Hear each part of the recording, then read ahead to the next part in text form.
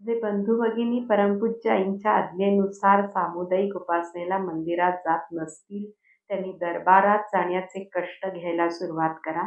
आणि जे लोक आधीपासूनच हरिमंदिरात जाण्याचा नेम करत आहेत, त्यांनी हरिमंदिरात जास्तीत जास्त सेवा करण्याचा नेम करावा.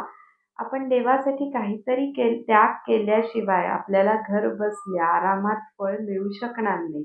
एखादी लग्न झालेली स्त्री जर नवऱ्याला आणि मुलांना म्हटली, की "मी तुम्हाला कधीच भेटायला येणार नाही. मी तुमच्यासाठी काहीच करणार नाही. पण नवऱ्याची आणि मुलांची सगळी प्रॉपर्टी मात्र माझ्या नावावरच हवी, कारण माझं तुमच्यावर खूप खूप प्रेम आहे."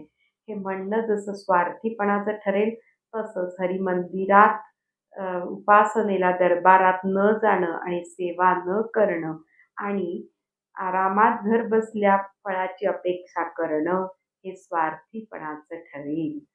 आधी भक्तीचा बिंदू दे आणि मग मुक्तीचा सिंधू घे, हा त्या कृपाळू परमेश्वराचा न्याय आहे.